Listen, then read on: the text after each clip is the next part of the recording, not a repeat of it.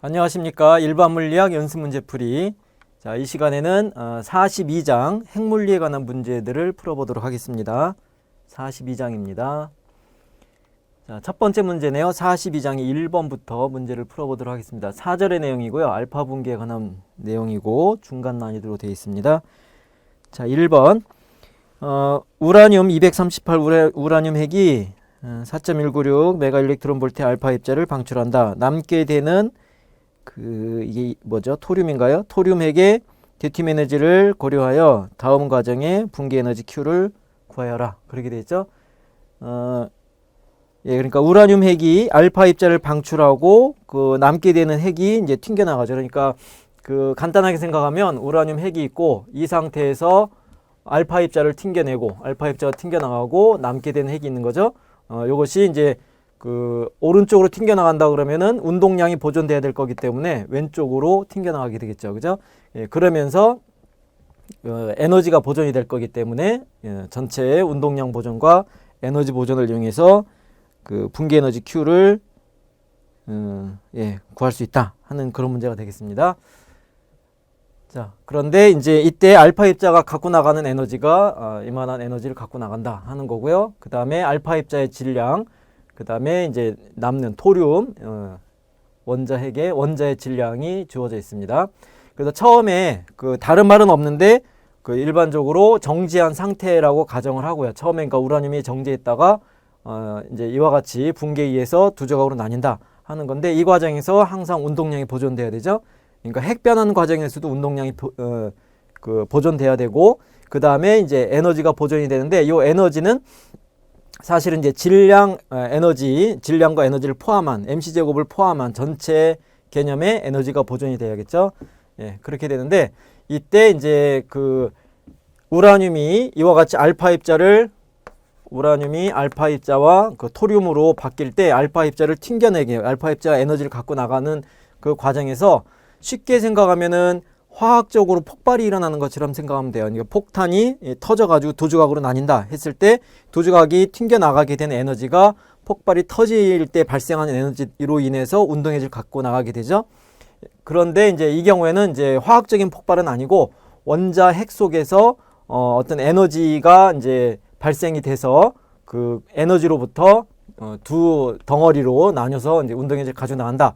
그렇게 생각하면 그 에너지가 바로 자발적으로 일어나는 이런 핵 붕괴의 분기 에너지 Q에 해당하는 거죠. 그리고 이 Q에 해당하는 것이 사실은 이제 질량 감소에 의해서 질량 결손, 그러니까 처음 질량하고 나중 질량을 비교했을 때 나중 질량이 더 작으면 그럼 그거만큼 MC 제곱이 작아지니까 낮은 에너지 쪽으로 가기 위해서 그 여분의 에너지를 내놓는다. 그렇게 이해하는 거죠.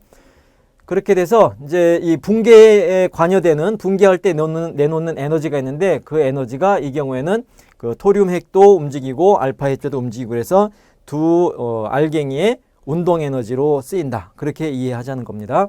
그래서 운동량 보존되고 그 다음에 이제 에너지 보존되고 그렇게 생각할 수 있는데 이 경우에 이제 이 둘의 질량차가 엄청 크죠. 그죠?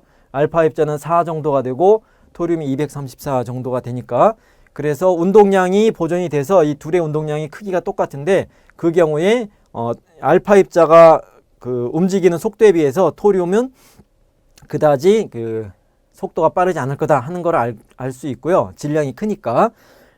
근데 이제 실제 알파 입자의 운동 에너지도 4 메가 일렉트론 볼트가 정도가 돼요. 그러면 이제 원칙적으로는 상대성 이론을 포함을 시켜야 되기 때문에 그러니까 에너지를 우리가 써보면 상대론적인 에너지는 운동 에너지하고 정지 에너지 합이 되죠. 근데 이제 알파 입자의 이 정지 에너지가 1U에 해당하는 MC 제곱의 값이 931.5 메가 일렉트론 볼트예요. 그러니까 1U C 제곱이 그래서 935 메가 일렉트론 볼트에 비해서 지금 알파 입자의 운동 에너지가 4 메가 정도가 되니까 엄청 작죠.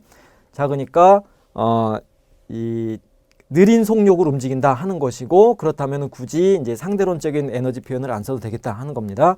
그래서 고전적 에너지 표현을 적용을 하자 하는 겁니다. 그래서 요 K 알파하고 K 토륨의 운동 에너지 식에 EM분의 P제곱, 형태의 운동 에너지식을 표현식을 쓰자 하는 겁니다.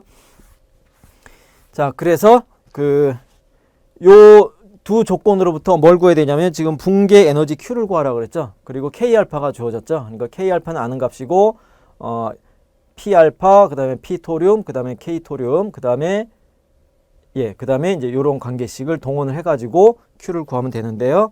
그러면 일단 K알파 값은 아는 거고 K토륨을 이제 요 관계식을 이용해서 쓴 거고, 이때 그 토륨의 운동량이 알파 입자의 운동량이랑 똑같죠. 그죠? 그래서 토륨의 운동량은 알파 입자의 운동량으로 바꿔치기 하고, 그 다음에 우리가 알고 있는 것이 알파 입자의 운동 에너지니까 EM 알파, 그래서 알파 입자의 질량을 곱하고 나누고 그렇게 표현한 겁니다. 그렇게 되면은 요 항이 바로 알파 입자의 운동 에너지가 돼서 알파 입자의 운동 에너지를 묶어주면은 1하고 여기는 1하고 그 다음에 질량 B만큼의 이제 항이 더 추가되는 겁니다. 예, 그렇게 해서 다 아는 값이죠. 이제 K알파 하는 거고, 질량 값들은 이제 책에서 찾아야 되는 거고요. 그래서 대입을 해보면, 그렇게 되면 4.268 메가 일렉트론 볼트의 에너지를 붕괴 에너지가 이만큼이 된다 하는 건데, 이 중에 4.196 메가 일렉트론 볼트를 알파 입자가 운동 에너지를 가져가고, 나머지 정도를 토륨 원자핵이 가져간다. 그렇게 이해하면 되겠습니다.